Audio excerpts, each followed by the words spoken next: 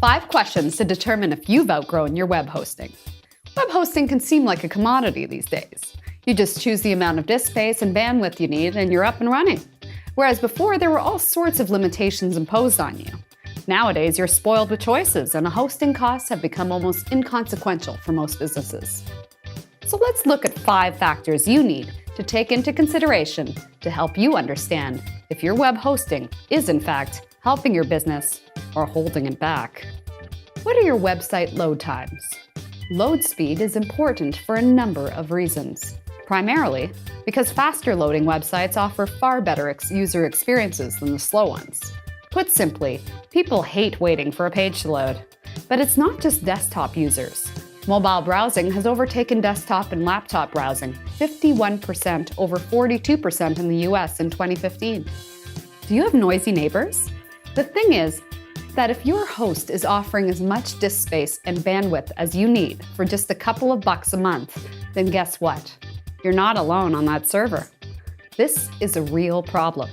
Your host isn't going to publicize it, but there will always be people on that type of offer who will still be pushing the envelope as far as they can.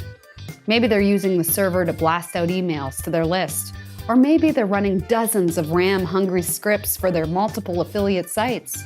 What's the IP reputation? If the server you are hosted on is detected sending spam or hosting malware, then the chances are that its IP address is going to get blacklisted. That's bad news for you, because that can affect a range of factors from email deliverability to your search ranking. There is various software you can use to monitor your server's IP reputation so you can see if it gets blacklisted. Do you have sluggish performance during peaks? If you're hosted on a shared server and you've got a busy e-commerce website, then maybe you're starting to notice a sluggish performance at peak times or during busy seasonal periods.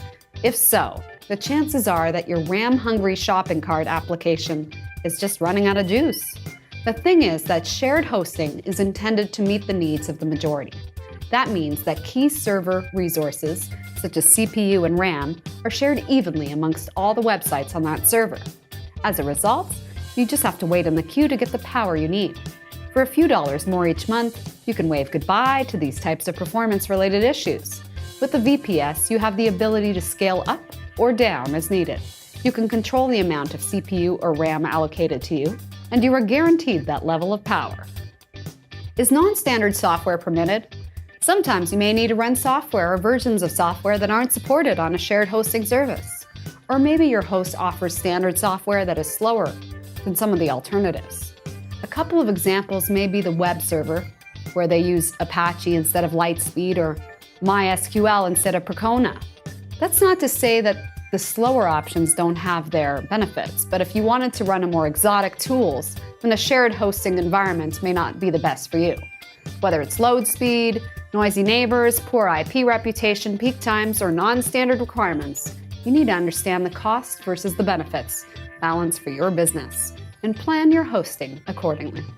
If you enjoyed today's topic, don't forget, subscribe to us on YouTube, like us on Facebook, and follow us on Twitter. Thanks for watching!